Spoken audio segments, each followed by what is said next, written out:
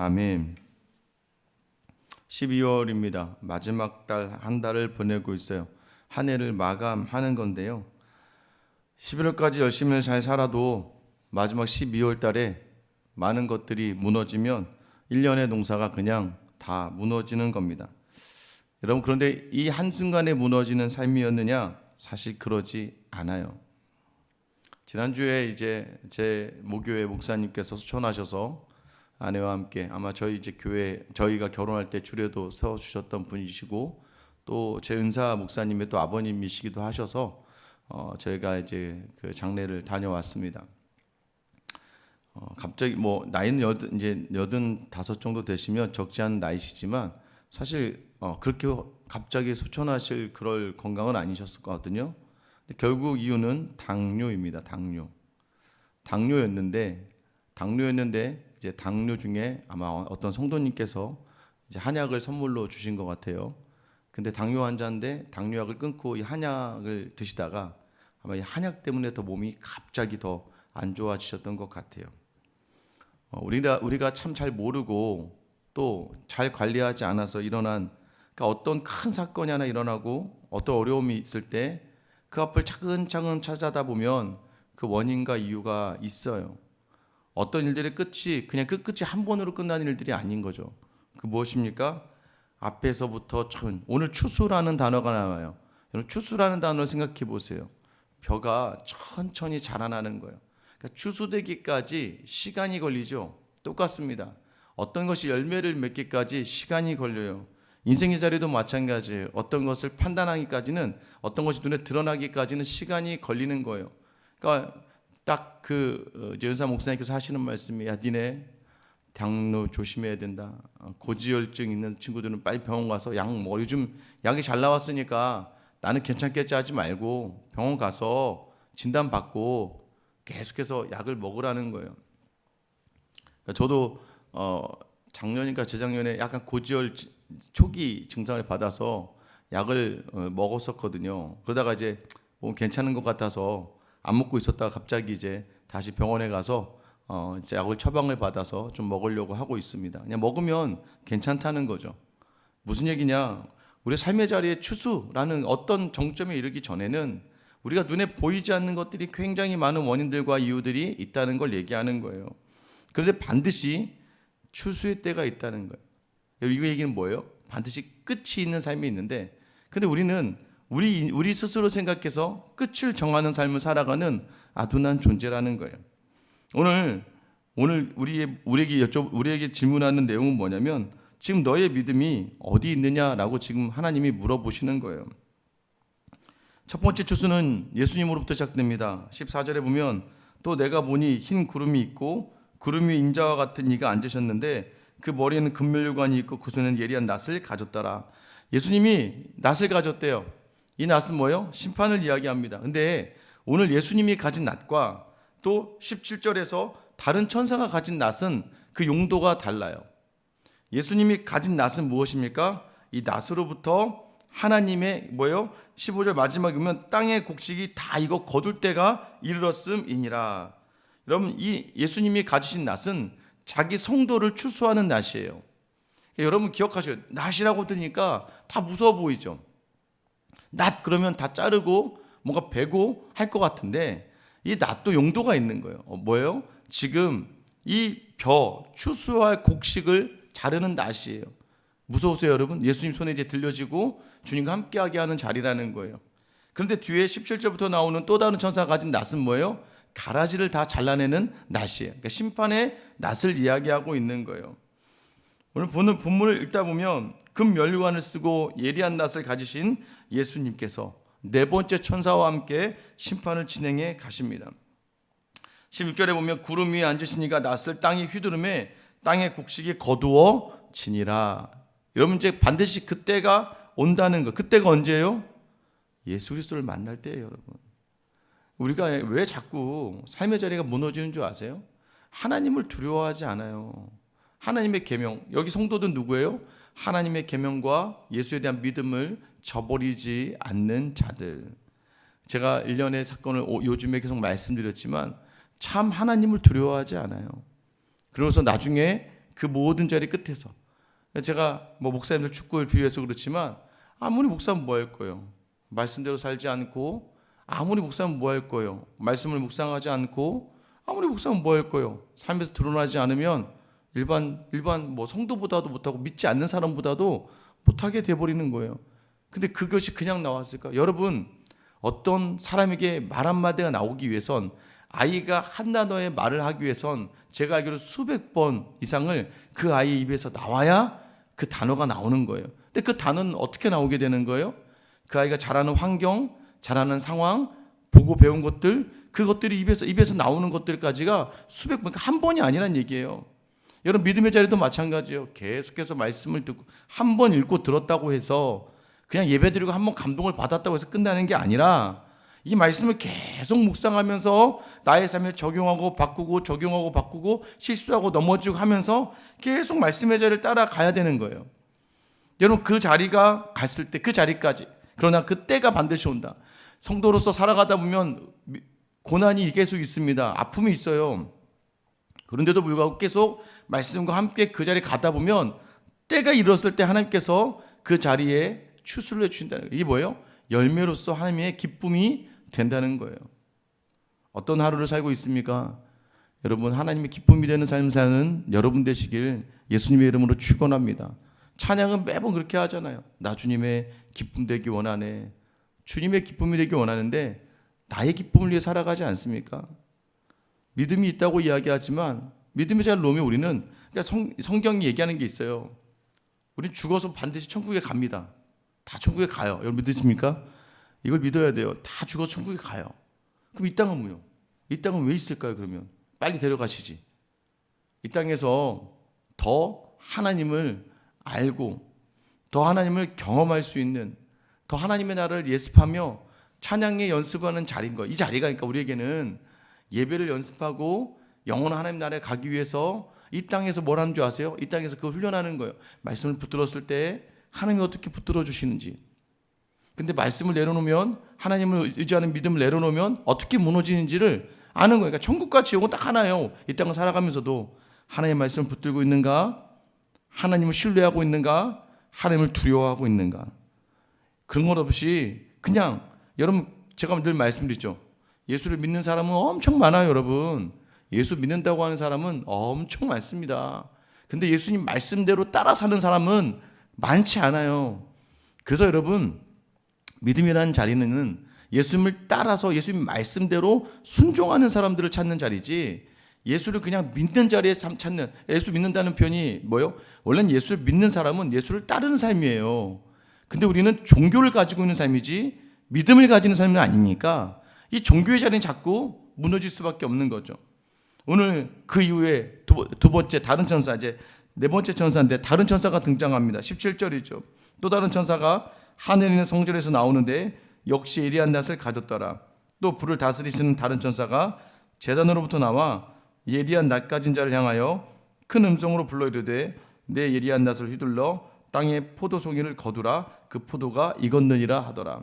다른 천사가 가지고 있는 거예요. 불을 다스리는 천사래요. 여러분, 심판을 이야기합니다. 이 천사가 이어서 마지막 심판을 한다는 거예요. 그 마지막 때가 온다는 겁니다. 19절 20절에 보면 천사가 낫을 휘두릅니다. 땅에 포도를 거두어 하나님의 뭐예요? 진노의 큰 포도주 틀에 던지매라고 얘기해요. 이제 뭔가 나도 천사의 아니라는 거예요. 이 땅에 이런 포도주, 어제 계속 뭐라고 얘기했어요? 제국의 포도주. 그 포도주를 먹고 즐기던 사람들, 세상의 향락을 즐기고, 노아 시대에 먹고 마시고 결혼하고 장가가고 세상의 향락을 즐기던 많은 사람들은 진노의 포도주 안에 담기게 될 것을 이야기하고 있는 거예요. 여러분, 그러지 않았습니까? 고난의 때에 예수 붙들고 눈물로 기도하고 힘들고 어려워도 티내지 않고 참아내면서 말씀의 사람으로 살아갈 때 주님이 주신 특별한 은혜들을 여러분 경험하지 않아요? 여러분, 제가 이 교회를 만 6년, 제가 늘 말씀드리죠. 저는 딱 하나밖에 얘기하지 않아요. 은혜를 얘기할 수밖에 없어요. 이 교회가 여기 어떻게 옵니까? 여러분, 저희 교회가요 정말 특별한 교회예요. 왜 특별한 교회인 줄 아세요? 여러분, 코로나 때 무너져가는 교회가 코로나 때 성도들이 늘어나고 코로나가 지나고 교회가 안정적으로 서가고 코로나 지나 우리 교회 성도들 어제도 성경 보면서 느꼈지만 교회에 고린도 교회 초기에 일어났던 당파 막 어떤 무리들이 교회를 휘두르거나 어떤 무리들이 일어나서 교회를 좌우하거나 여러분 그러지 않잖아요. 여러분 굉장히 특별한 은혜가 있어요. 그 은혜의 이유가 무엇입니까? 여러분 그냥 말씀 붙들고 힘들고 어려운 순간이 기도하고 간절히 기도하되 여러분 제가 여러분 앞에서 우리 교회는 참 이런 게 문제입니다. 저런 게 문제입니다. 옳고 그름을 판단하기 시작하면 여러분에게 이야기한 적 없죠. 우리가 무슨 옳고 그름을 판단합니까? 다 죄인인데 다 죄인 줄 알고 서로가 서로를 돌아보고 하나로도 돌아보고 다른 가정의 아픔을 돌아보고 함께 기도하고 그 자리에 함께 있었기 때문에 교회 하나의 은혜 주신 줄 저는 믿습니다. 왜요? 그게 교회니까. 근데 여러분 아셔야 돼요. 믿음이 있다고 이야기하면서 항상 세상을 쫓고 믿음이 있다고 이야기하면서 세상이 우선이었고 자꾸 세상에서 비교하려고 하다가 무너질 수밖에 없다는 거 여러분 아시죠? 어디서부터 시작하냐 이거예요 여러분. 다시 여러분의 믿음의 자리를 돌아볼 수 있게 되기를 예수님의 이름으로 축원합니다. 왜 무너졌어요 어제는? 그제는 또 왜 무너졌습니까? 자꾸 제가 요한계시록 얘기할 때 어떻게 했어요? 요한계시록 무서운 책이 아니라니까요. 예수님이 들고 있는 낫은 믿지 않는 사람들, 예수를 모르는 사람들에게는 심판의 낫이지만 예수를 믿는 우리에게는 우리를 거두어 가시고 우리를 기쁨으로 받으시겠다고 하는 하나님의 사랑의 표현입니다. 여러분 그 자리를 놓치지 마셔야 돼요. 우리가 이 땅을 살아가면서 마지막 막 두 짐승, 막 용, 막 머리가 10개, 머리가 7개 막 이러니까 굉장히 무서운 것처럼 막 그려내는 것 같은데 사실은 마지막 하나님을 대적하는 가장 강력한 짐승이 누구라는 거예요? 나라는 거예요, 나. 내가 택한 거죠. 내가 오늘 주어진 상황에 분노하고 넘어질지 안 넘어질지 내가 선택하는 거예요. 말씀은 이미 주어졌고 상황도 이미 주어졌어요. 근데 내가 거기서 말씀을 더 신뢰하느냐, 내가 거기서 상황을 더 신뢰하느냐에 따라서 나의 삶의 자리가 결정되는 거예요. 여러분 죽을 것 같은 상황, 아프고 힘들 것 같은 상황, 지치고 고난 상황, 세상은요 그럴 땐 얘기해 화내라고 얘기하고 너 낙심해야 돼. 그리고 세상엔 돈이 많아지면 너는 좋겠다 야, 넌 다 얻은 것 같다 야. 자녀가 좋은 대학교 가면 야 너는 성공했다 야, 야 넌 남편이 막 승진하면 넌 너무 잘 됐구나 야. 그게 뭐예요? 상황에 따라 휘둘리는 인생이에요. 뭐가 잘 되고 좋을 때는 더 겸손하게 야 이거 조심해야겠다. 나도 모르게 내가 나를 드러내려고 하다간 큰일 나는 거예요. 그러다 그것이 빌미가 되고 그것도 하나의 자라나는 악이거든요. 똑같습니다. 반대로 그래서 상황이 아무리 암흑이고 정말 답이 없고 힘이 들어도 그때 뭐예요? 상황을 보는 게 아니라 말씀을 붙드는 삶은 또 다른 거예요. 그러니까 여지껏 제국의 포도주에 즐기던 사람들은 그때는 그게 좋았고 힘이 있는 것 같았죠. 한순간에 나락으로 떨어져 버려요. 그런데 제가 보니까요. 그것도 하나님의 사랑이더라고요, 보니까. 저와 비슷한 또래 이제 제 동기 목사들 중에 이제 좀 좋은 교회, 우리가 아는 좋은이라는 세상의 표현입니다. 그게 좋은 건 아닌데. 그래도 교회 사이즈가 좀 있고 뭐 재정적인 걱정 없고 성도들도 뭐 굳이 노력하지 않아도 교회 성도들이 어느 정도 나오는 가서는 처음에는 교회가 너무 좋다고 얘기해요. 너무 좋대요. 이것도 있고 저것도 있고 다 좋대요. 처음엔 저는 그런 통화하다 보면 예전에는 그래, 지금은 그러지 않아요. 지금은 뻔히 보여요 앞이. 뭐 잘해라. 그러니까 형 저한테 목사님 너무 좋아요 그러잖아요. 제가 그럴 때마다 항상 얘기합니다. 겸손하게 잘해라. 그리고 네 시간을 가지고 길게 할 거니까 물론 저에게 적용하면 좀 말이 안 되지만 말은 잘해줍니다. 길게 할 거니까 서두르지 말고 천천히 하나씩 해라. 갑자기 뭘 하려고 하지 말고 이렇게 얘기를 해줍니다. 그리고 감사를 담으면 더 겸손하게 섬겨라 라고 얘기해요. 근데 처음에 그냥 마냥 그러고 있다가 어느 날 갑자기 교회에 문제가 탕 터집니다. 자기의 신변에 문제가 생기고 누군가가 오해를 해서 그 사람을, 그 목사님을 막 몰아놓고 여러 가지 문제가 생기면 그때서야 갑자기 막 간절해지는 걸 제가 느껴요. 막 기도해달라고 이야기하고 막 갑자기 막 이런 일이 있다고 하고 어떻게 하면 좋겠냐고 이야기하고 막 그래요. 근데 여러분 그 시간이 그분을 회복시키는 시간이더라고요. 다시 바닥으로 떨어지고 다시 기도하고 다시 말씀 붙들고 이렇게 세우는 하나님의 시간이라는 거예요. 여러분 심판도요 훈련이라는 거예요. 심판도 훈련이에요. 왜요? 나를 다시 겸손하게 세우는 훈련이 되더라고요. 그렇게 해보니까 이 세상 사람 도움이 하나도 안 된다는 거 알잖아요. 다른 누구도 내 편이 없다는 걸 알게 되잖아요. 그러니 뭐예요? 주님밖에 없다는 걸 아는 거예요. 그래서 힘들고 어려운 광야 한가운데서 주님밖에 없다는 걸 알게 되니까 여러분 그 자리가, 제가 얘기했죠. 어제도 시편 23편 말씀했잖아요. 사망의 음침한 골짜기로 다닐지라도 하나님은 사망의 음침한 골짜기 우리에게 허락하신다는 거예요. 고난이 없지 않다는 건데, 사망의 음침한 골짜기 뭐예요? 죽을 것 같은 그 상황 속에도 뭐예요? 내가 해를 두려워하지 않는 것은, 여러분 그러니까 죽을 것 같은 상황에서도 해를 당할 것을 두려워하지 않는 거예요. 왜요? 주의 지팡이와 막대기가 나를 안위하시나이다. 주의 지팡이와 막대기가 뭐예요? 주께서 목자가 되셔서, 그래서 처음에 어떻게 시작하는 거예요? 여호와는 나의 목자시니 내게 부족함이 없으리로다. 우리는 자꾸 우리가 부족하다고 느끼니까 마음이 어려워지고 힘들어져요. 다 부족하죠. 남편은 보니까 부족하고, 아내도 보니까 부족해 보이고, 내가 나 자신을 봐도 부족해 보이고, 내가 이 가정의 자녀들을 봐도 부족해 보이고, 교회를 와도 부족해 보이고, 직장에 가도 부족해 보여. 사망의 음침한 골짜기에서 상황으로 말미암아 무너지는데, 그때 주의 지팡이와 막대기를 보시라고요. 그게 말씀이잖아요. 주님의 능력과 권세잖아요. 그렇지 않으면 어떻게 돼요? 나의 하루는 진노의 포도주 틀에 아예 처박혀서 거기서 다 무너지고 많은 거예요. 여러분 그 20절 말씀 보세요. 성 밖에 그 틀이 밟히니 틀에서 피가 나서 말 굴레까지 닿고 1600 스타디온에 퍼졌더라. 이 1600이라는 숫자가 어떻게 나와요? 여러분 4 곱하기 4가 16이잖아요. 거기다가 10 곱하고 10, 그러니까 4 곱하기 4, 4라는 숫자가 뭐였어요? 3이라는 숫자가 하늘의 숫자고 4라는 숫자가 땅의 숫자예요. 그러니까 온 땅에 충만하게 심판이 임한다. 이게 마지막 재앙이에요. 온 땅에 그 심판이 어느 곳에도 빠짐없이 임하게 된다. 이 얘기는 뭐냐면 피할 수 없다는 거예요. 여러분 우리가 하나님 앞에서 영원한 천국의 허락을 받은 원죄에 대한 그 모든 것은 이미 구속받았어요. 하나님으로부터 예수 그리스도의 십자가로 말미암아 우리 천국에 다 가요. 그러나 이 땅을 살아가면서 내가 그 하나님을 놓치고 살아가면 이 땅에서 일단 그런 걸 경험을, 이렇게 되면 무서운 거구나. 두 번째 추수가 뭐예요? 이제 다른 천사에 의해서 추수가 진행되면 진노가 막 쏟아진다는 거예요. 그 심판은 땅을 다 뒤집어 엎어버린다는 거예요. 그런데 여러분 놀라지 마세요. 구원받은 사람하고는 전혀 상관없는 거라는 거예요. 그러니까 여러분 지금 막 삶이 어려워지지만 막 다 뒤집어지고 끝날 것 같은데, 여러분 지금 믿음의 사람이라면 두려워하지 말라는 거예요. 제가 늘 그러죠. 어려움이 있고 힘든 일이 있을 때 어떻게 해요? 웃으면서 얘기하셔야 돼요. 하나님 얼마나 더 은혜를 주시려고 저한테 이러는 건가요? 왜요? 반드시 하나님의 심판은 추수의 때는 온다는 거예요.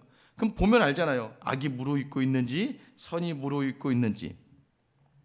세상의 억압과 핍박 속에서 내 성도의 인내가 무르익고 있는지. 근데 우리 자꾸 놓치는 게 뭔지 아세요? 추수는 누가 하세요? 예수님이 하시는 거예요.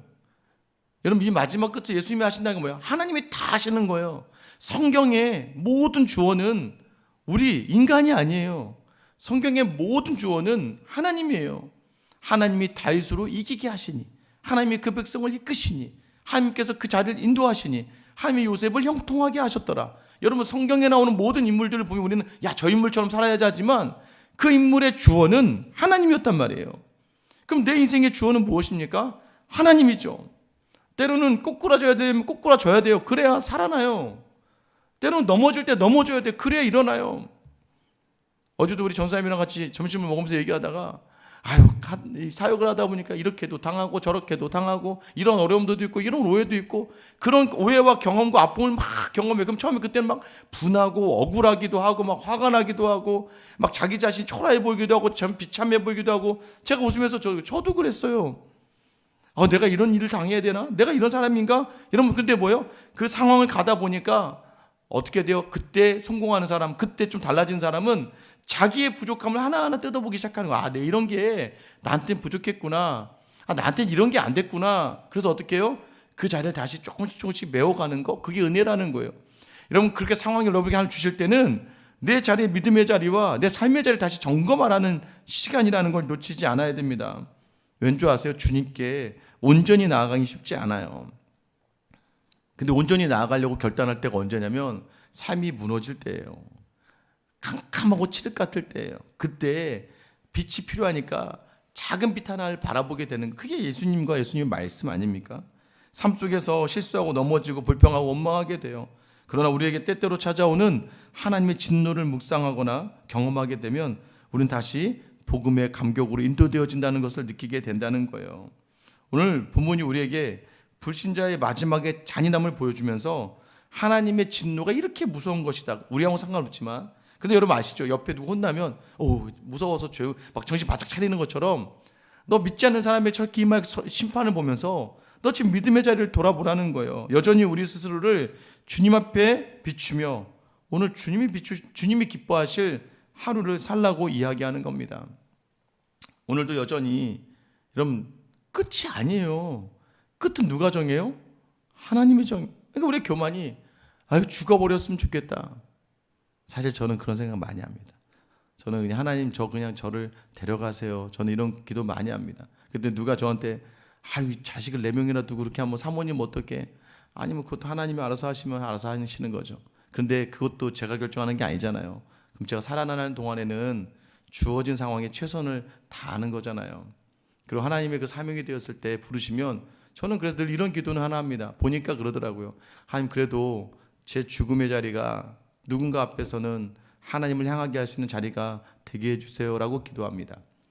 여러분 기억하셔야 됩니다. 우리는요 이 땅의 끝이 아니에요. 새로운 시작이에요. 때로는 우리가 생각하지 못한 어려움을 겪기도 해요. 많은 분들이요 일어나는 일들, 특히 믿음을 가지고 일어난 일. 제가 주중에 만났던 어떤 분은 청년부까지 회장까지 하셨던 분이에요. 그런데요 지금 강남에 잘 살고 있지만 저한테 그러더라고요. 자기 주변에 일어나는 일들을 보면서 자기는 믿음의 회의감을 느꼈다는, 그리고 왜 예수밖에 구원이 없냐 이거예요. 그러면서 갑자기 믿음의 자리를 떠났다고 이야기하는 그 결정적인 계기는 자꾸 나의 생각으로 그 상황을 판단하니까 그 자리에서 무너지고 믿음의 자리까지 포기하게 되는 일들이 일어나게 되더라고요. 오늘도 여전히 마찬가지입니다. 추수는 주님이 하신다. 그리고 우리의 믿음의 자리는 반드시 하나님의 추수의 때에 반드시 하나님의 심판을 받는다. 그러나 감사해야 될 건 우리의 의로 구원받은 게 아니라 주님의 피로 구원받았기 때문에 우리에게 주신 모든 것들은 온전히 우리를 하나님의 기쁨으로 만드시기 위한 하나님의 계획에 있다. 오늘도 여전히 여러분을 향하시는 이 하나님 마음을 놓치지 않고 나의 주인의 자리를 내려놓고 주님 앞에 겸손히 나아가고 주님을 붙듦으로 주님이 주시는 풍성함을 누릴 수 있게 되기를 예수님의 이름으로 축원합니다.